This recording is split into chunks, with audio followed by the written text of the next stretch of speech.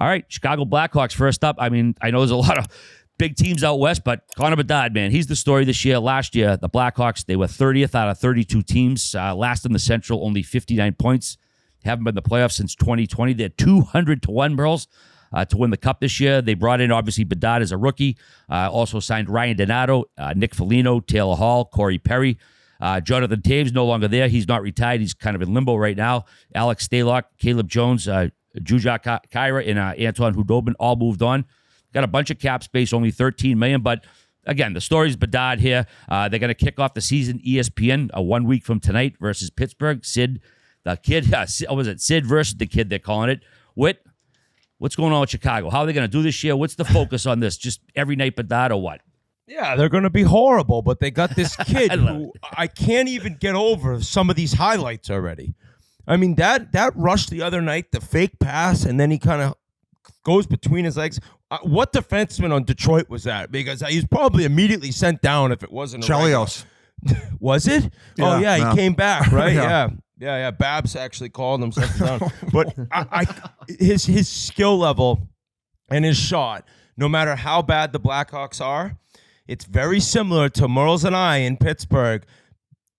We were must watch because of Sid, his rookie year, and same as the Capitals with Ovi. And that goal, if he'd scored that goal in a regular season game, that would have been similar to Ovi's rookie year goal in Arizona when he walked by everyone and scored from his back. That's what you expect to see, and that's what's so cool. As I mentioned, the kid that I saw in Rome after dinner, he's just so excited. He knows the team's going to be bad. He's a huge Blackhawks fan, but he just gets to watch this guy. And I think I said last week he's going to get 40.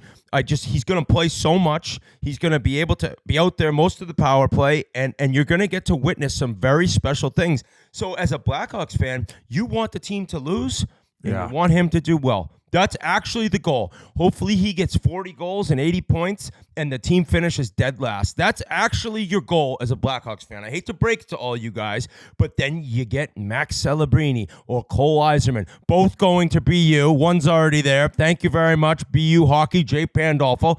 So it's about rebuilding, and it's about getting this franchise player accustomed to the NHL and learning how to play on the road and learning how to play this many games. And most importantly, probably learning how to deal with the media every single night. I was always so amazed by He's Sid. fucking unbelievable already.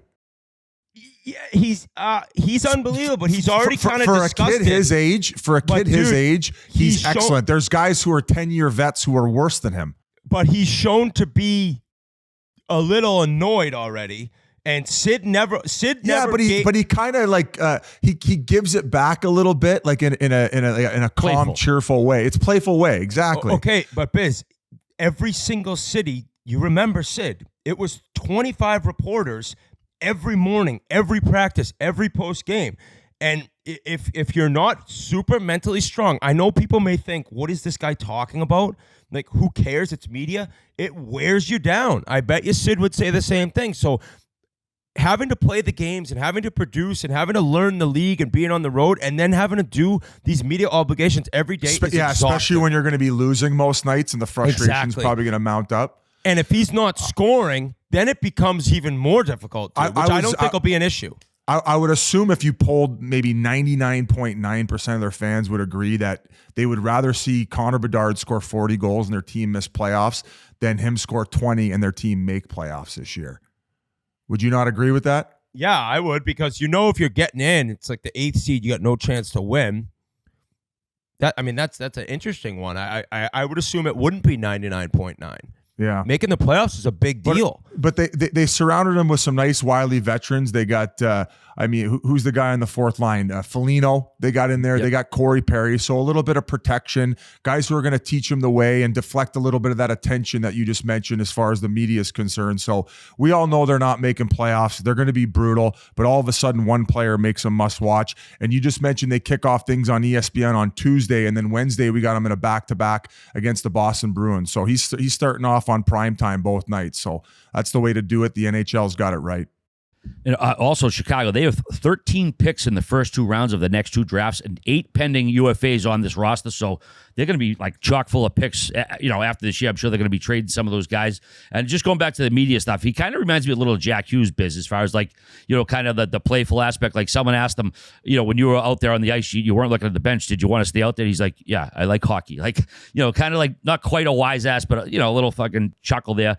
Also, too, by mid-season, he's going to be like, fuck you. Yeah, suck on this. Fuck yeah, you, exactly. you piece of shit with that question. Next.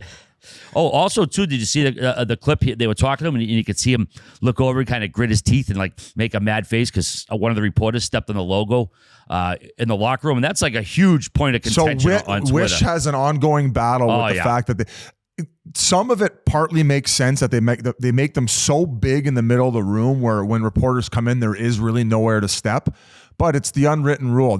A lot of teams now, though, with the new locker rooms, they're putting them on the ceiling as opposed to the floor, which is probably the way to go. No? Yeah, just to avoid that. In the camp of put something around it if you don't want guys who cover the team and have never played hockey and could give 2 fucks from stepping on the logo. Put a little barrier around it, right? Hire a security we had guard. a mat go over it in Pittsburgh. Remember, they would pull the mat out when the media would come in. It was so the mat can go over it, but your feet 4x4. Him getting mad at a reporter like, dude, the guy is grinding away trying to write story after story about the worst team in the league. He's never played a sport in his life. He could give 2 fucks if his Nikes step foot on the corner of the Blackhawks logo. So players getting mad at that is ridiculous. If you don't want somebody to step on it, put something around it, which I think teams have done, haven't they? Yeah, they do typically in the playoffs. I know the Bruins have. They put, those sort of movie theater ropes around it just so it doesn't happen. As far as a guy who's been in a few of those locker rooms, to me, it's a workplace thing. You're going to somebody else's workspace, and they basically have one rule. Don't step on that thing. I don't think it's a big deal to not do that. It's not a huge deal. I know it's a big debate. At the end of the day, it's not a big deal.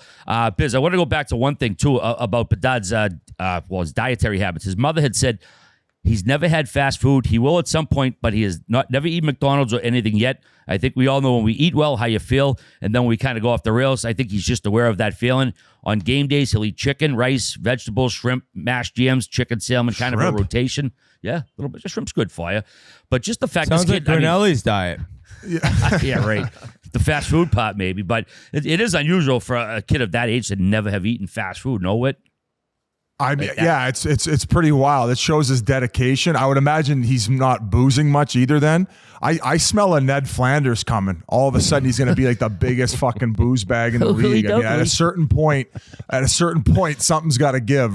And if you're playing in Chicago and the amount of L's they're going to be taking this year, I wouldn't be surprised if he ends up at the Rhino drinking a few bottles of vodka. Yeah, Ned Flanders is sober. Yeah, it's surprising never having fast food.